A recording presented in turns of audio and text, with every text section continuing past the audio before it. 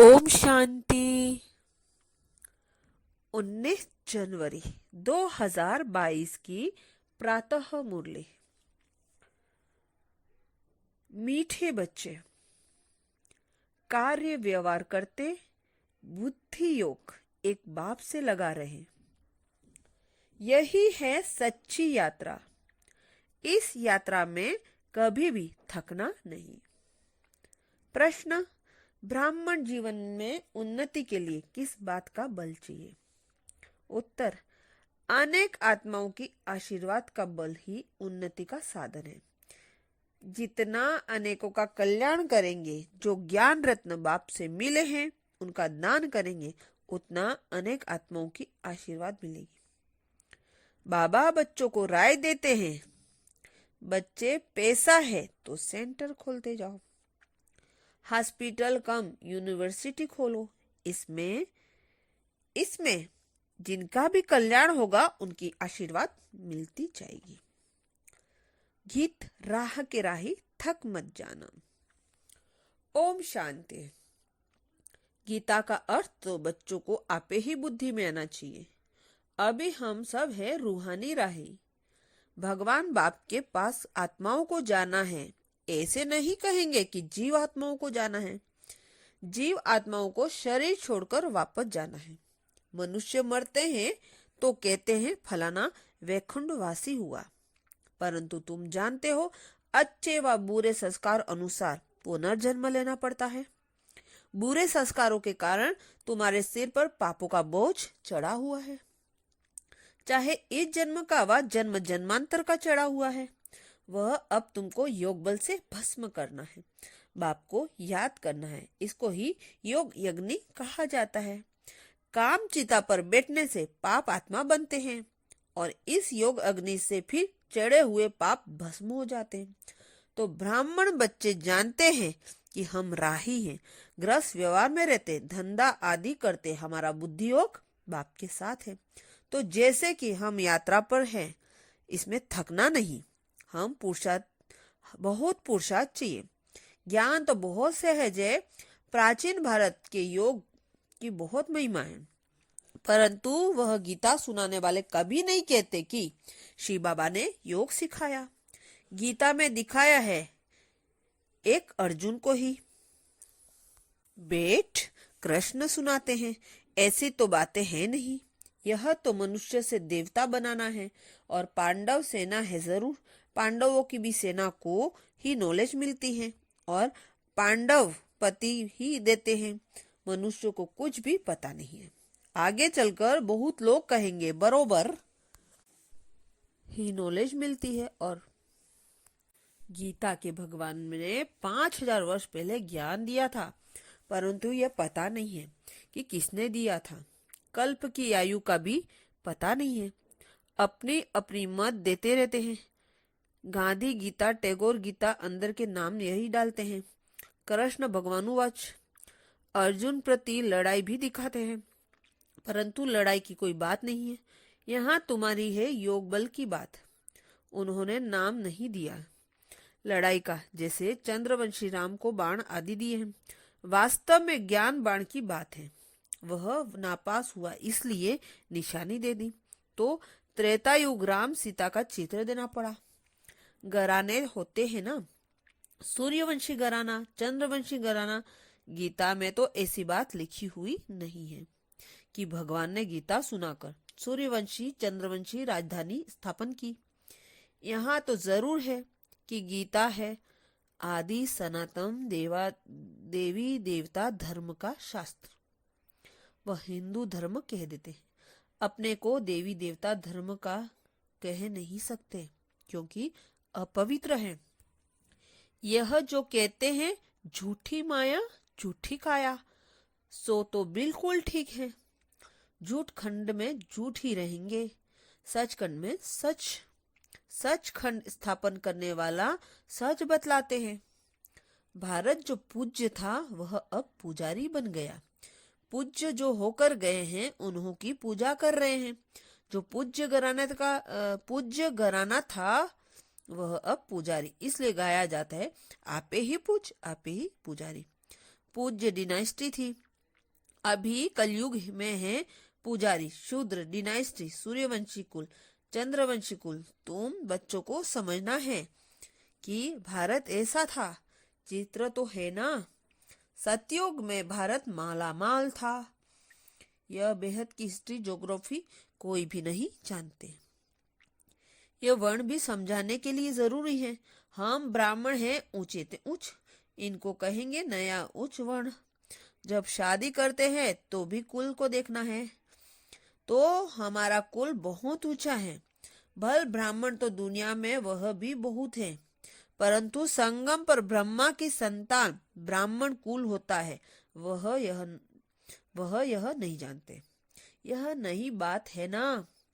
मनुष्य समझते हैं इन्हों की शायद अपनी नई गीता बनी हुई है। यह तो तुम बच्चों जानते हो, बाप राजयोग दिखा रहे हैं, बाप राजयोग सिखा रहे हैं। हम सो देवता बन रहे हैं, हम राजाई स्थापन कर रहे हैं। ऐसा और कोई कह न सके। वे तो जो पास्ट हो गए उन्हों की कथाएं बैठ सुनाते हैं। यहाँ हम महिमा तो गीता की करते हैं, तो मनुष्य के समझते हैं यह गीता को मानते हैं। तुम जानते हो वह है भक्ति मार्ग की गीता। परंतु जिसने गीता सुनाई उनसे तुम अब डायरेक्ट सुन रहे हो। बंदर सेना भी मशहूर है, चित्र भी दिखाते हैं, hear no evil so no evil. अब बंदर तो यह नहीं कहेंगे, मनुष्य जरूर मनुष्य के लिए होगा। भल सूरत मनुष्य की है परंतु सीरत बंदर की है, इसलिए ह्यूमन बंदरों को कहा जाता है।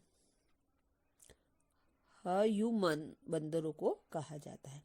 बुरा मत सुनो, कान बंद कर दो। तुम बच्चे जानते हो यह है पुराना शरीर, इसे कुछ न कुछ होता रहता है। कोई की स्त्री मरती है तो कहते हैं पुरानी जूती गई, फिर नई खरीदने लेंगे। शिव बाबा को तो चाहिए कि पुरानी जूती, नई जूती अर्थात नया शरीर, उसमें तो आना ही है। जो नए ते नया था वही अब पुराना हुआ है। बाबा कहते हैं नंबर 1 में 84 जन्म इसमें लिए हैं, 84 जन्म इसने लिए। जो नंबर 1 पावन सर्वपूर्ण संपन्न है उनको ही पतित बनना पड़े, तब फिर पावन बने। 84 जन्मों का हिसाब है ना, आपे ही पूज्य। वही श्री नारायण जब खुद पुजारी बनते हैं तो नारायण की बेट पूजा करते हैं। भंडर है ना। पिछाड़ी के जन्म में भी लक्ष्मी नारायण की पूजा करते थे, परंतु देखा लक्ष्मी दासी बन पाँव दबा रही है तो वह अच्छा नहीं लगा, तो लक्ष्मी का चित्र उड़ाकर सिर्फ नारायण का रख दिया। वही आत्मा फिर पुजारी से पूज्य बनती है। तत्वम सिर्फ एक तो नहीं होगा ना। सतयुग में बच्चे पैदा होंगे तो वह भी प्रिंस प्रिंसेस होंगे। अब तुम बच्चों का बाप श्रृंगार कर रहे हैं वापस ले चलने के लिए। जानते हो कि हम स्वर्ग के मालिक बन रहे हैं, पुनर्जन्म सतयुग में मिलेगा, अब स्थापना हो रही है। तुम जानते हो कि बरोबर ऐसा अटल अखंड सुख शांति का राज्य था। तुम कोई को भी ये समझा सकते हो कि हम राजयोग प्रैक्टिकल में सीख रहे हैं। कोई कहते हैं कि फलाने संत के पास गए, हमको बहुत शांति मिली, परंतु ये तो हुई कल्पकाल शंख भगुर की शांति करके 10-20 को मिलेगी। यहाँ तो दुनिया का सवाल है। सच्ची सच्ची शांति तो सतयुग में रहती है। जो सयाने बच्चे हैं वह कल्प पहले मुआफी अपना पुरुषार्थ कर रहे हैं। कई नई नई गोपिकाओं को घर बैठ एक बार ज्ञान मिलता है तो खुशी का पारा चढ़ जाता है। कल एक युगल बाबा के पास आया। बाबा ने समझाया, बच्चे तुम बाप के बेहद का वर्षा नहीं लेंगे। आधा कल्प नरक के गोते खाकर दुखी हुए हो, अब एक जन्म विष छोड़ नहीं सकते हो। स्वर्ग का मालिक बनने के लिए पवित्र नहीं बनेंगे। बोला, है तो डिफिकल्ट। बाबा ने कहा, काम चिता पर बैठने के लिए जिस्मानी ब्राह्मण ने तुम्हारा हथियाला बांधा। अब तुम ज्ञान चिता पर बैठ स्वर्ग के महाराजा महारानी बनो। तो कहाँ आपको सहायता देनी पड़ेगी। बाबा ने कहा, शिव बाबा को याद करते रहेंगे तो जरूर सहायता मिलेगी। बोला, हाँ याद करूंगा। जट बाप से हथियाला बांधा, अंगूठी भी पहनी। यह बाप दादा है ना। बेहद का बाप कहते हैं, बच्चे तुम पवित्र नहीं बनोगे तो स्वर्ग में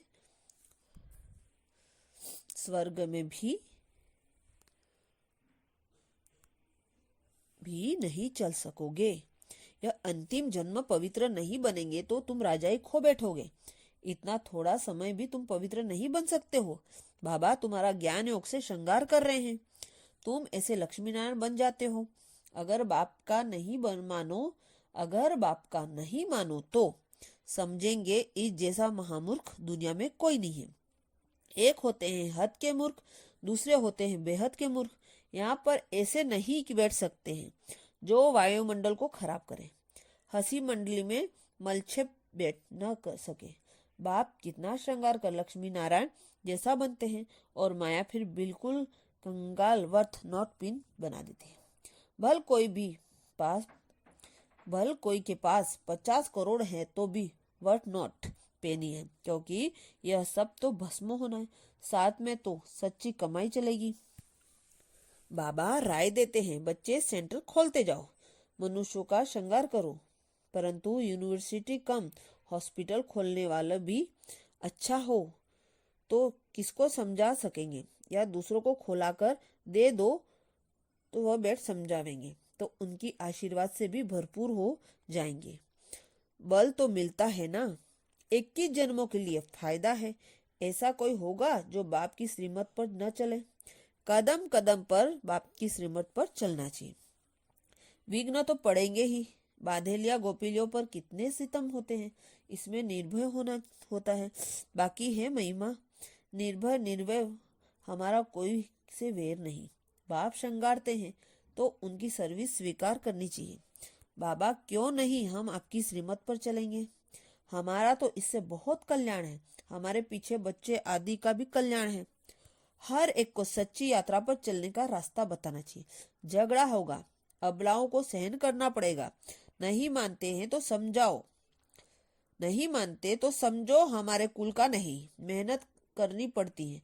कहाँ से हमारे कुल का निकल पड़े, फिर भल प्रजा लायक भी बने, औरों को भी प्रजा लायक बनावे, यह भी अच्छा।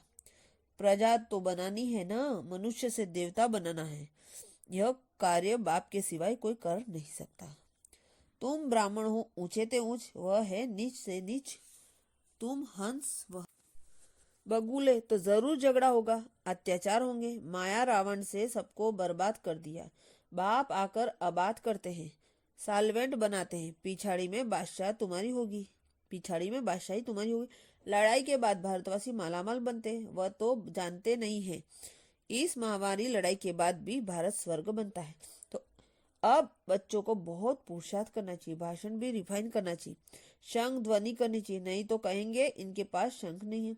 भल कमल पुल समान बनो, चक्र भी है परंतु शंख नहीं है। बाबा कहते हैं, ज्ञानी तू आत्मा ही मुझे प्रिय हो।